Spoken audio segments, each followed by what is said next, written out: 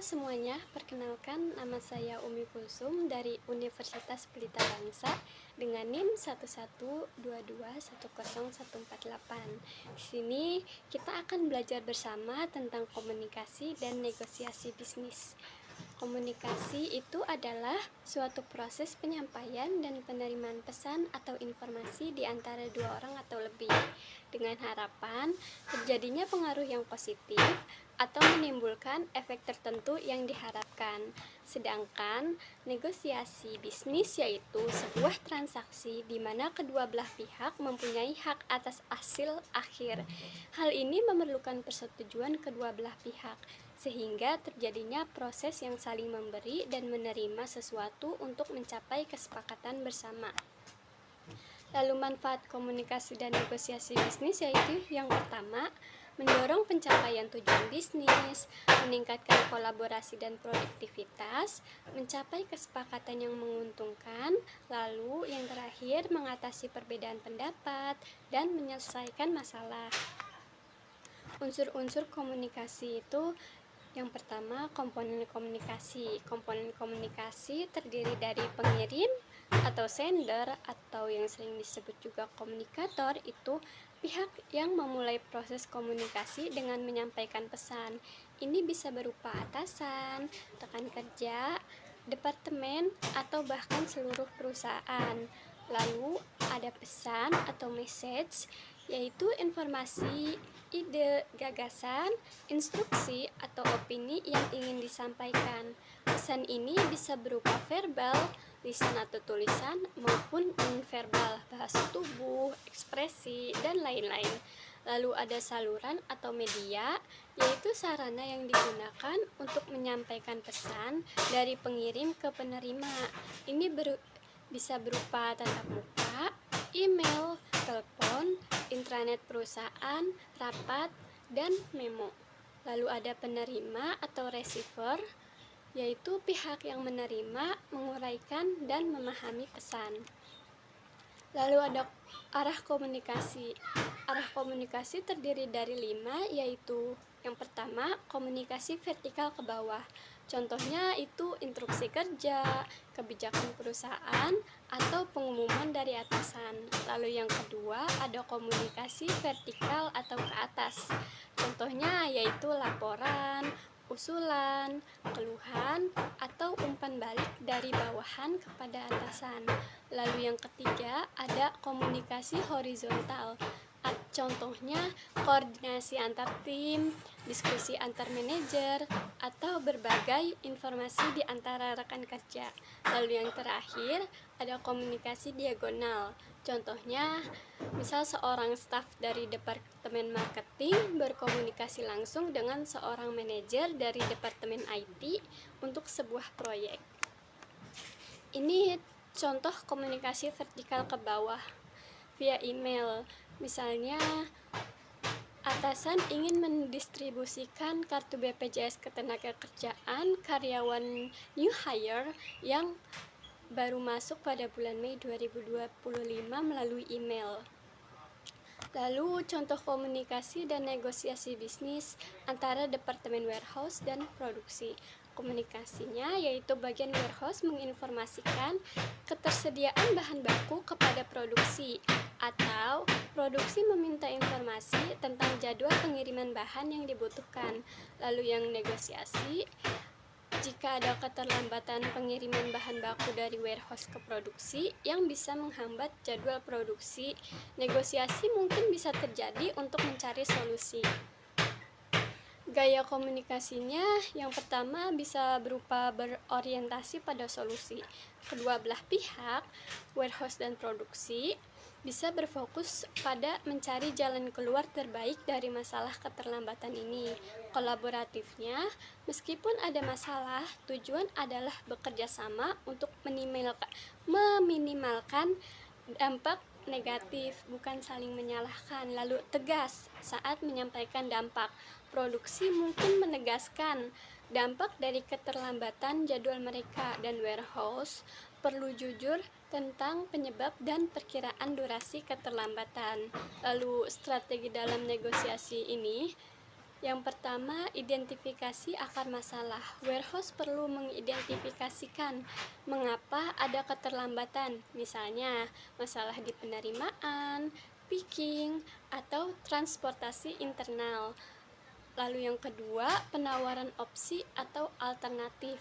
Warehouse mungkin menawarkan solusi seperti pengiriman sebagian, penjadwalan ulang line produksi, atau mencari bahan baku alternatif jika memungkinkan. Ketiga, ada kompromi. Kedua belah pihak mungkin perlu mengalah. Produksi mungkin harus sedikit menggeser jadwal dan warehouse mungkin harus memprioritaskan pengiriman bahan tertentu di atas yang lain.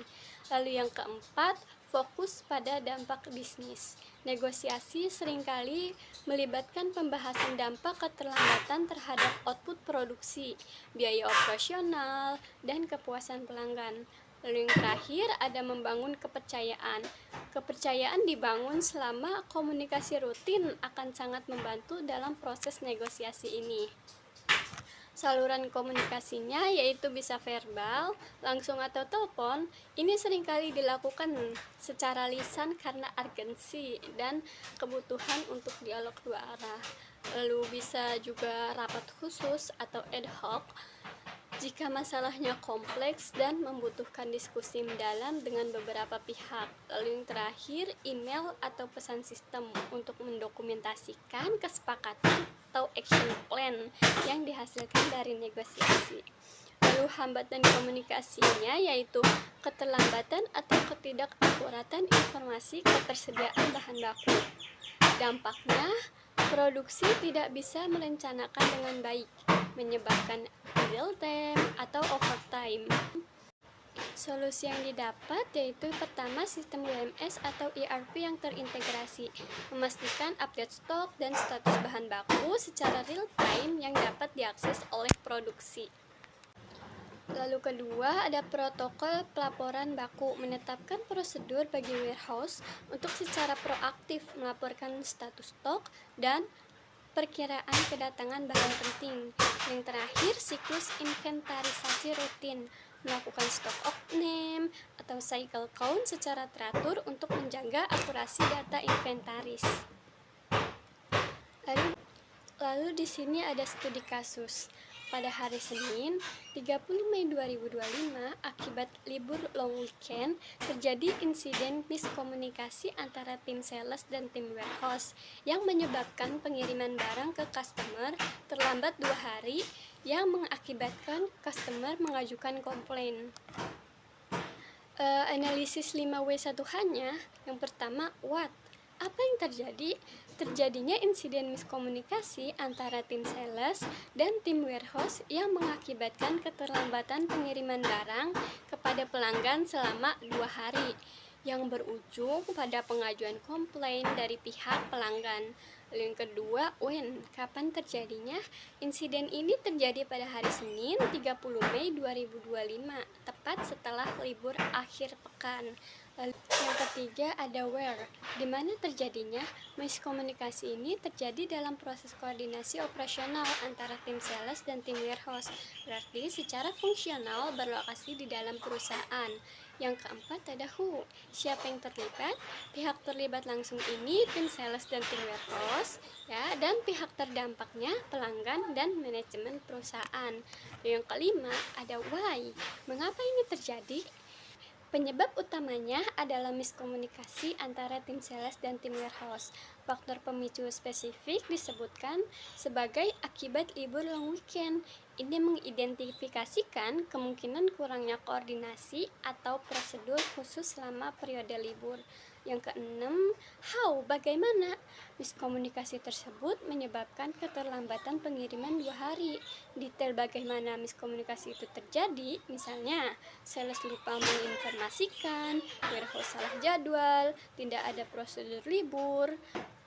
Akibat keterlambatan, pelanggan mengajukan komplain sebagai bentuk respons atas pelayanan yang tidak memuaskan. Solusi negosiasi yang ditempuh. Yang pertama, dalam internal, Tim sales dan warehouse, identifikasi dan analisis miskomunikasi. Kedua tim bernegosiasi untuk menemukan akar masalah miskomunikasi yang menyebabkan keterlambatan. Lalu, mengembangkan protokol komunikasi baru, pembentukan kesepakatan untuk prosedur komunikasi yang lebih ketat, termasuk penggunaan sistem terintegrasi seperti WMS dan ERP, protokol pesanan mendesak, dan briefing rutin pasca libur, serta pelatihan komunikasi antar departemen. Lalu, di lingkungan eksternalnya, tim sales dan pelanggan, itu permintaan maaf dan penjelasan. Sales bernegosiasi dengan pelanggan untuk menyampaikan permintaan maaf dan penjelasan atas keterlambatannya. Lalu ada penawaran kompensasi atau solusi. Negosiasi dengan pelanggan untuk menawarkan kompensasi seperti diskon gratis atau gratis ongkir, atau menjanjikan perbaikan demi mempertahankan hubungan baik. Terima kasih telah menonton video ini. Semoga video ini bermanfaat dan sampai jumpa.